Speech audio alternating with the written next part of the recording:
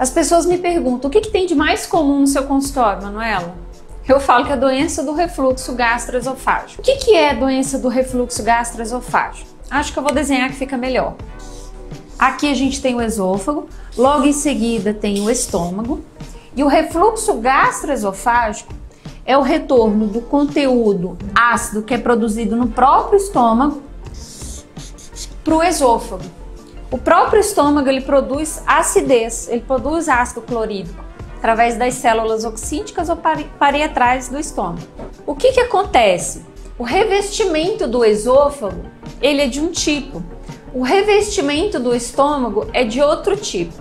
O que eu configuro muito para os meus pacientes entenderem? Por exemplo, o revestimento da sua cozinha ele é de um tipo.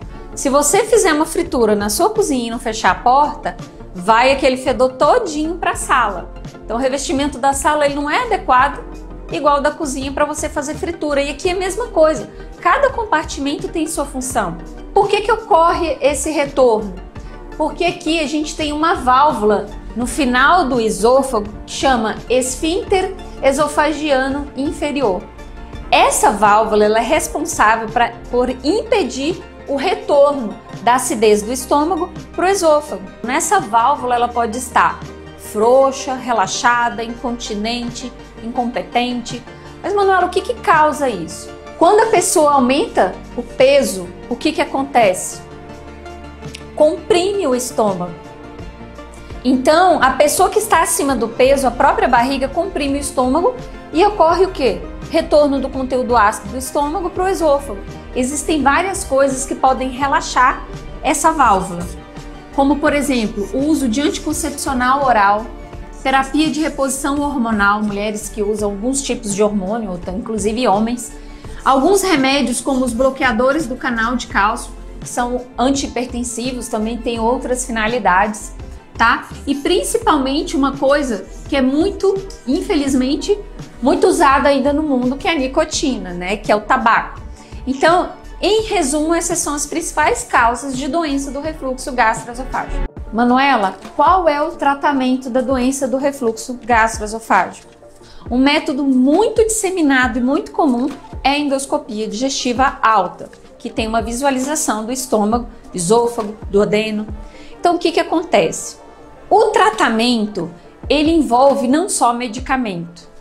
A partir do momento que você fechou o diagnóstico, a hipótese realmente é a doença do refluxo gastroesofágico, eu habitualmente falo para os pacientes que a relação envolve as duas partes. Então tem que ter empenho, tanto do médico quanto do paciente. Por quê? É um tripé.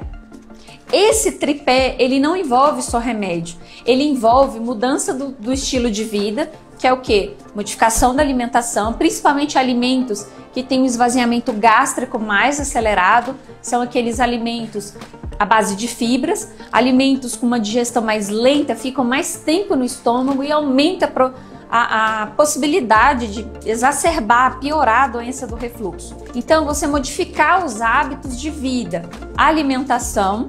Eu sempre recomendo ir a nutricionista, porque um nutricionista é um profissional que vai elaborar um cardápio adequado para você, não é receita de bolo, tá? A realidade de cada um é diferente. Além da alimentação, o que é importante? Atividade física.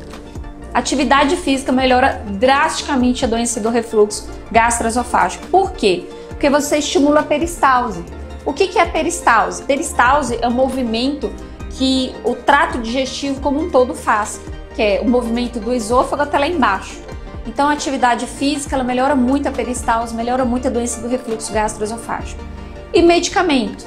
Existem vários medicamentos, mas basicamente 2. Eu particularmente, pela minha experiência, eu gosto muito de inibidor de bomba de prótons e procinético.